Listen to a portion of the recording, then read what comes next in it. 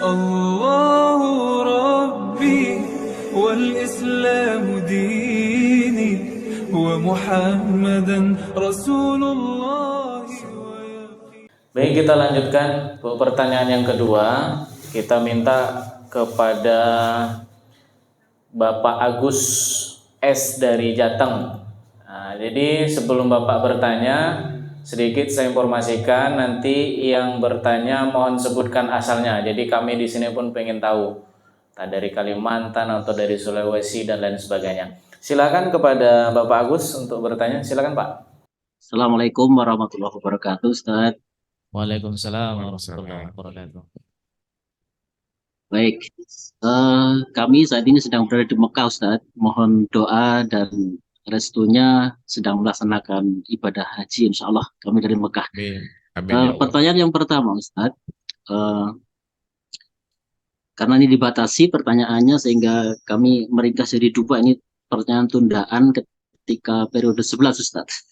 Kami sudah siapkan pertanyaan tapi belum siap, Ustaz. Baik, yang pertama Ustadz, bagaimana keadaan diri rohani kita yang berada dalam kesadaran tertinggi tauhid, Ustadz? Sedangkan kita masih berhadapan dengan semua kehidupan yang bersifat syariat, Ustadz. Kita tidak mungkin melaksanakan syariat tanpa hakikat, karena kita memang belajar hakikat makrifat ini tentunya untuk dipraktekkan bagi di dunia maupun di akhirat kelak.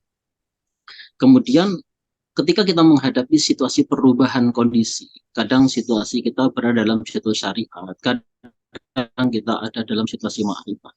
Kondisi rohani kita saat itu seperti apa, Ustaz? Itu yang pertama. Kemudian yang kedua, mohon ini penjelasan lebih detail terkait dengan kalimat yang sering dibahas, menghikmahkan Al-Fatihah, Ustaz. Kami memang sering melakukan, tapi kami belum tahu makna yang hakikinya tentang menghikmahkan Al-Fatihah ini, Ustaz. Baik, demikian Ustaz. Terima kasih. Assalamualaikum warahmatullahi wabarakatuh.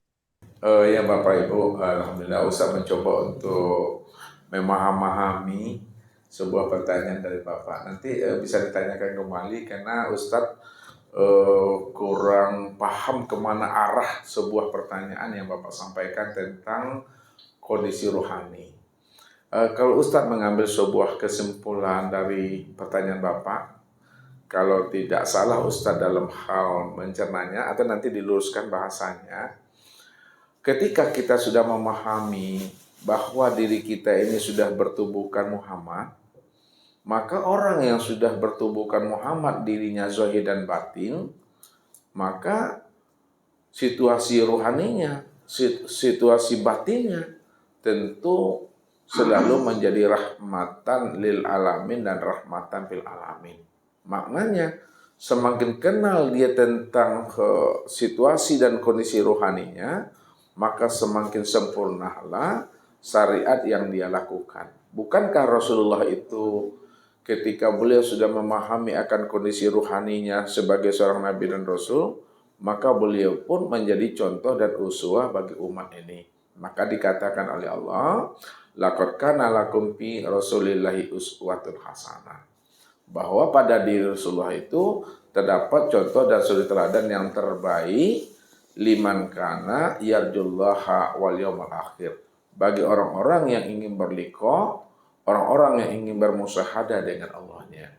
Begitu juga lah sebenarnya ketika Bapak Ibu kita semua sudah memahami akan siapa hakikat rahasia diri kita, ketika kita sudah memahami hakikat rahasia diri kita ini adalah bernama Muhammad zahir dan batin, maka ketika itu kondisi batin kita, kondisi rohani kita itu tentunya senantiasa ya menjadi rahmat bagi siapapun dia, apapun aktivitasnya. Maka orang yang sudah mengenal akan kondisi rohaninya sebagai Muhammad, hidupnya itu barokah, aktivitasnya juga barokah, semuanya itu menjadi barokah semuanya. Tidak ada hal yang sia-sia, semuanya itu menjadi barokah semuanya. Disitulah letaknya orang yang sudah mengenali akan hakikat kondisi rohaninya, maka Allah sebutlah dirinya itu sebagai Habibullah.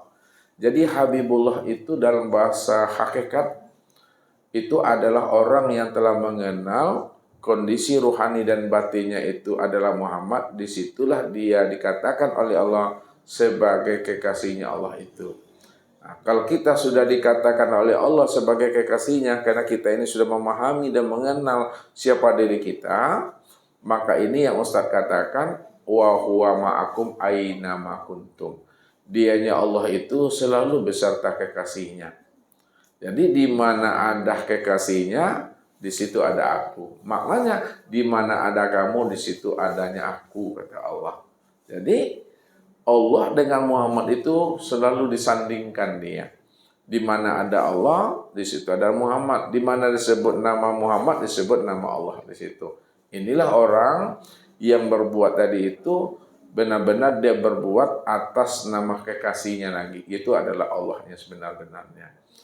Begitu Pak memahaminya tentang hal ini.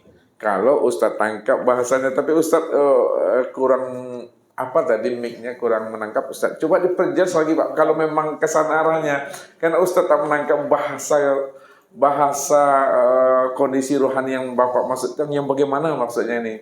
Ulang lagi Pak sedikit lagi. Ustadz pun kurang puas menjawabnya nih. Oke Ustadz. Jadi yang kami maksud itu adalah ketika kita bergerak mengikuti irodah yang Allah berikan melalui apa yang ada di dalam hati gitu Ustaz.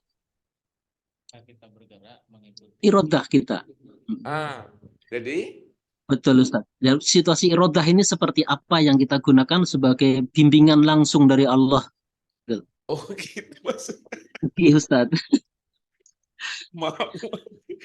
Makanya ini kurang jelas, lainnya ditanya, lain pula cara menjawabnya. Minta maaf.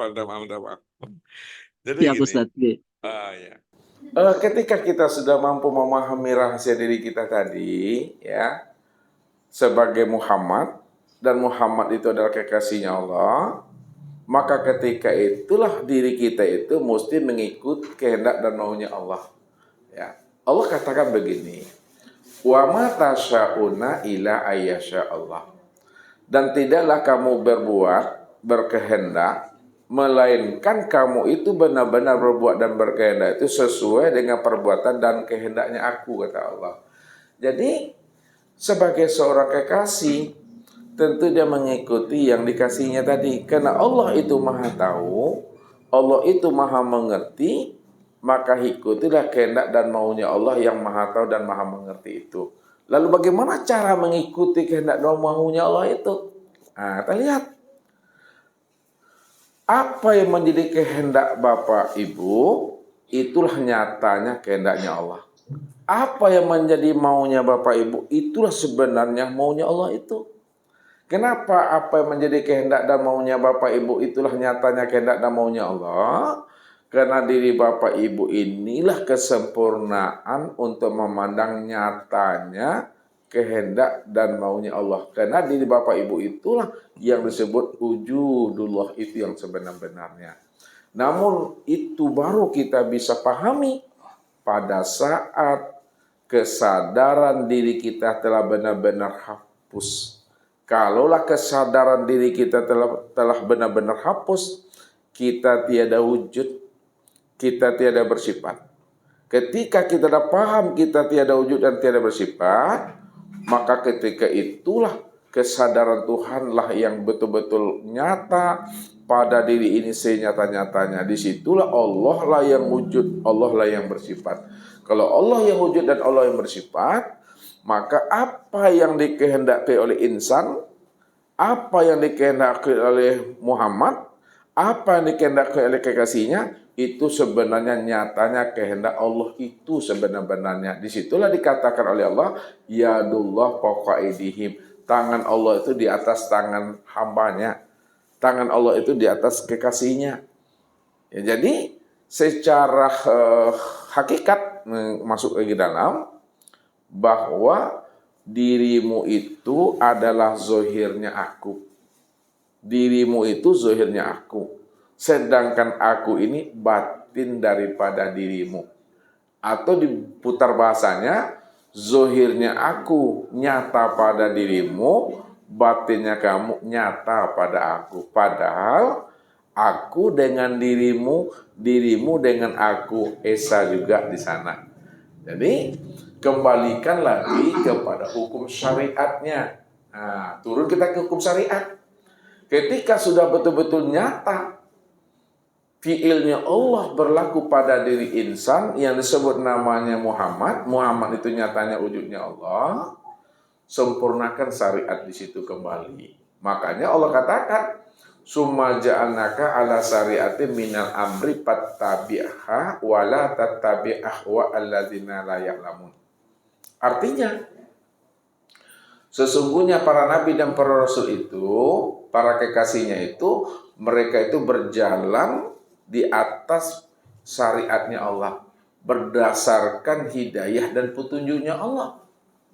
Minal amri, dari semua urusan, dari semua aktivitas. Apapun yang dia pandang, apapun yang dia dengar, apapun dia ucapkan, apapun dia perbuat, apapun geraknya itu, semuanya itu di dalam ridhonya Allah, di dalam iradahnya Allah tadi. Wala tattabi' ahwa allazina la ya'lamun. Kalau kita sudah paham, kita mesti hidup dan berbuat di dalam iradahnya Allah tadi, maka jangan kita sekali-kali mengikuti dorongan keinginan hawa nafsu kita. Maka syariat itulah sebagai barometernya tadi. Ini diridhoi atau tidak? Ini Allah suka atau tidak? Ini Allah merahmati atau tidak? Inilah fungsinya tadi. Setiap perbuatan kita tadi ditimbang dengan hukum syariat di situ, Pak. Jadi inilah yang nih Ustadz maksud. Ketika kita sudah paham bahwa diri kita tidak ada, yang ada hanyalah dirinya Allah, maka apa yang kita perbuat itulah sebenarnya iradah dan kehendaknya Allah. Namun tetap dia di dalam syariat tadi. Syariat itulah sebagai timbangan benar atau salahnya setiap kehendak dan maunya kita. Sebagai kesimpulannya, walaupun kita timbang ya kehendak iradah Allah itu dengan hukum syara, setelah kita timbang dengan hukum syara, kembalikan hasil akhirnya itu kembali kepada Allah. Fa iza azamta fatawakkal 'alallah wa may yatawakkal 'alallah fa huwa hasbuh. Apabila usaha dan ikhtiarmu telah sempurna kamu lakukan sebagai bentuk kehendak dan maunya aku, kata Allah, fatawakal Allah, serahkan semuanya itu kembali kepada aku. Hasil akhir daripada syariat yang telah kamu sempurnakan itu, biarkan aku yang menentukan dan menilainya. Kalaulah diserahkan semuanya kepada Allah, maka disitulah hati ini, kalau sempurna dia hasilnya sesuai dengan mau dan kehendaknya insan, maka disitulah syukurnya berlaku. Kalau tak sesuai dengan kehendak dan maunya insan, disitulah dia sabar. Makanya dalam hidup ini, setelah kita memahami kehendak dan maunya Allah, hidup kita ini syukur dan sabar. Nah, ketika kita diperlihatkan oleh Allah sifat kasih sayangnya, sifat kemurahannya kepada kita, maka disitulah kita wajib bersyukur. Ketika Allah memperlihatkan kebesarannya, kekuasaannya kepada diri kita, disitulah kita berlaku sabar. Itulah yang dikatakan, suasana rohani kita, suasana batin kita, benar-benar suasana di dalam kasih sayang dan ridhonya Allah Subhanahu wa Ta'ala. Oleh karena itu, sebagai kesimpulannya, kalau hati dan jiwa kita sudah terpaut untuk selalu bersama Allah, maka dapatkanlah ridhonya Allah itu di dalam kebaikan, dan dapatkan pula lah keridhaan Allah itu di dalam keburukan. Jadi baik dan buruk itu pandanglah Allah yang maha baik, selalu memberikan surprise-nya kepada kita. Sebab apa? Allah itu Bapak Ibu kadangkala ya menutup ya sorga itu, membungkus sorga itu dengan ujian-ujian, musibah-musibah. Ketika kita mampu menyikapi ujian dan musibah itu dengan sabar, pada saat bungkusnya terbuka, rupanya di balik bungkus tadi, di dalam bungkus tadi, rupanya sorga sebenar-benarnya. Ada juga Bapak Ibu, Allah itu kadang-kala bungkus neraka itu dengan kesuksesan, kejayaan, dan sebagainya. Pada saat manusia itu lupa bersyukur kepada Allah, lupa dia memandang itu semua adalah anugerah dan karunia Allah, lalu dia tidak pada bersyukur, pada saat dibukanya bungkus kesuksesan tadi, rupanya di dalam bungkus tadi itu rupanya neraka. Inilah yang dikatakan namanya cerita dan sandiwaranya Allah itu. Oleh karena itu, mari kita senantiasa bermohon kepada Allah untuk tetap kita istiqomah, berjalan lurus di atas jalan hidayah dan petunjuknya. Wa allau istaqamu ala tariqati la asqainahum ma'an ghadaqa. Orang yang senantiasa istiqomah berjalan lurus di atas jalan hidayah dan petunjuk Allah, dia ingin mengikuti kudrat dan iradanya Allah, Allah akan berikan hidayah petunjuk bagi dirinya sehingga dia mampu berjalan dan meniti di atas jalan iradahnya Allah itu. Mungkin itu Bapak cara kita mengambil iktibarnya. Dan yang kedua tadi apa? Makna hakikat dari hikmah Al-Fatihah. Ya, Al-Fatihah. Jadi ketika kita menghikmahkan surah Al-Fatihah dengan saudara kita dan sebagainya, atau saudara kita yang sakit, atau saudara kita yang meninggal dunia, supaya sampai hikmah Al-Fatihah tadi, pertama jalannya Bapak Ibu, pahami, sadari bahwa diri kita inilah yang disebut namanya Muhammad. Sedangkan Muhammad itu adalah rahasianya Allah. Yang kedua, pahami dan sadari pula bahwa diri teman kita yang sakit dan yang meninggal itu juga adalah Muhammad, dan Muhammad itu adalah rahasianya diri Allah. Ketika kita sudah paham bahwa diri ini adalah Muhammad, Muhammad itu adalah nyatanya rahasia diri Allah, pada saat kita menghikmahkan Al-Fatihah kepada saudara kita, maka hikmah Al-Fatihah itu Bapak Ibu benar-benar sampai kepadanya.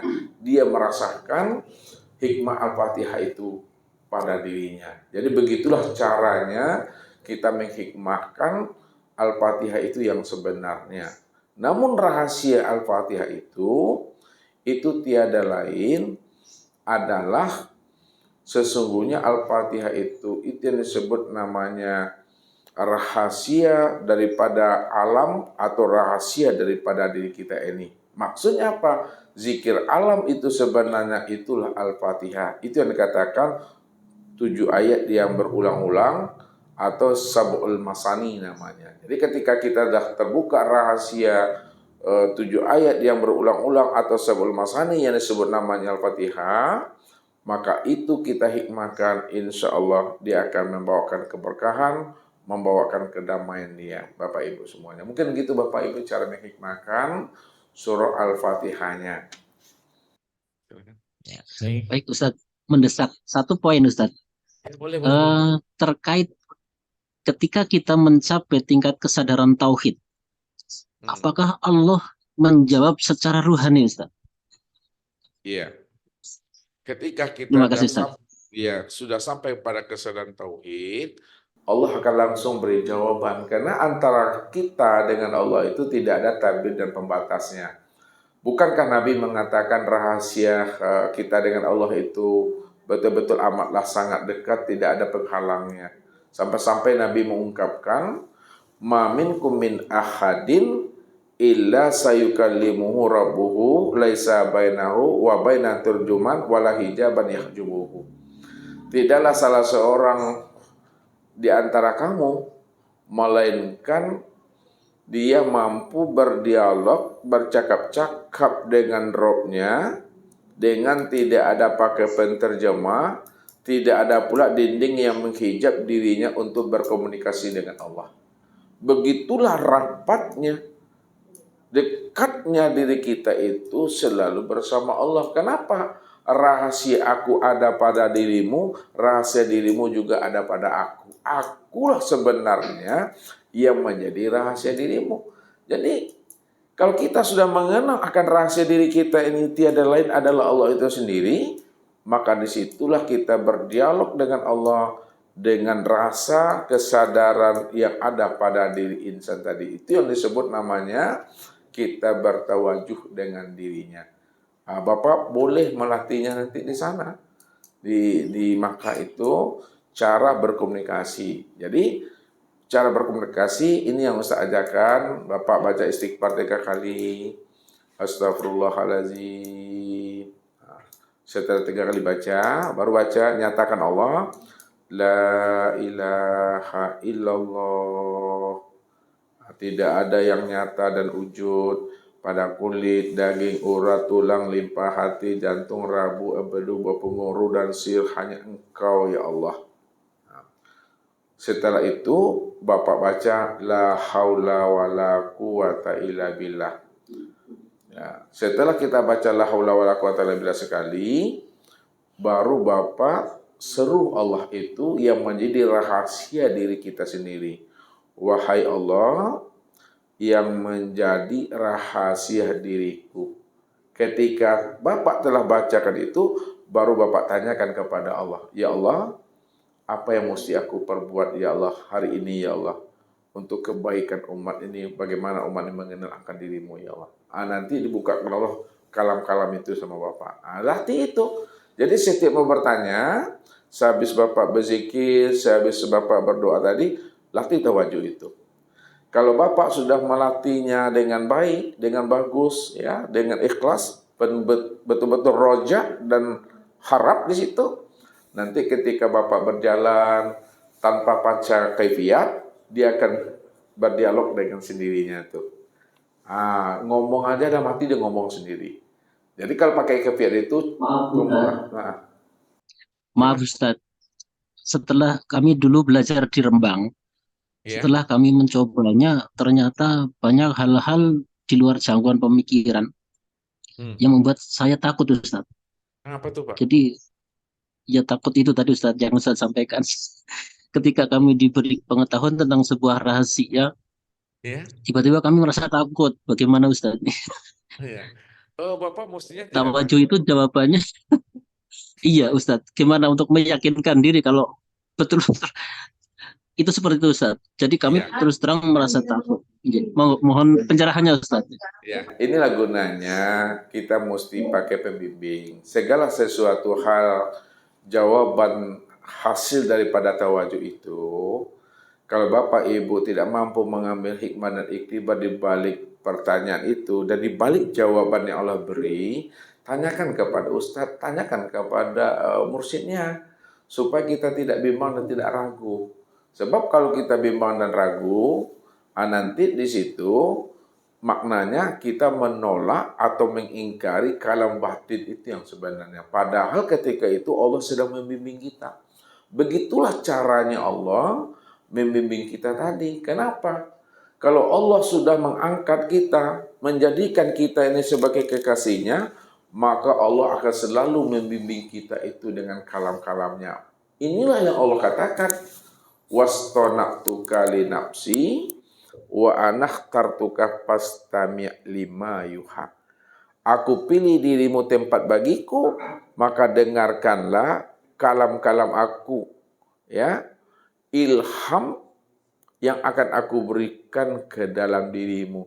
Itulah maksudnya dari sebuah pertanyaan yang Bapak sampaikan tadi itu. Kita itu mengikuti irodahnya Allah di situ.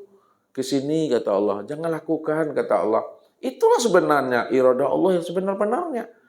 Makanya rahasia diri Nabi, wa ma yantiqu anil hawa in huwa illa wahyu yuha itu, tidaklah Nabi itu bercakap, berbuat dan bertindak berdasarkan wahyu yang diwahyukan Allah ke dalam dadanya, ke dalam rahasia hakikat dirinya. Ketika kita Bapak Ibu sudah hidup batin kita berdialog dan berkomunikasi dengan Allah, maka ketika itu pula lah kita ini bercakap dan berbuat sesuai dengan wahyu yang diilhamkan Allah ke dalam dada. Inilah orang yang dikatakan hidupnya sudah bersama Allah itu. Kalau hidup sudah bersama Allah, insya Allah selamatlah kita dunia dan akhiratnya. Jadi Bapak tidak boleh takut. Ya, nanti kalau Bapak takut nanti, oh ini benar atau tidak, atau iblis nih. Nanti itu akan masuk dia. Makanya Allah katakan, ini inda zonni abdi bi, aku ini menurut sangka hambaku kepada aku. Kalau sangkanya baik, insya Allah baik. Kalau sangkanya buruk, maka buruk juga hasilnya. Oleh karena itu, lepaskan sangka, karena kita sedang bertorikot, ya, menuju kepada Allah. Mudah-mudahan kita akan dibimbing dan dituntun oleh untuk usul kepadanya. Ini dijanji Allah. Ya ja'alakum nura tamsuna bihi wa yaghfir lakum dzunubakum wallahu ghafurur rahim.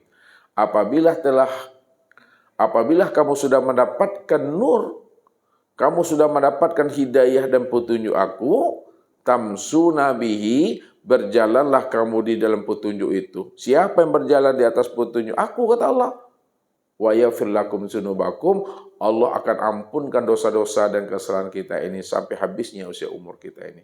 Mungkin itu saja Bapak ya. Assalamualaikum warahmatullahi wabarakatuh.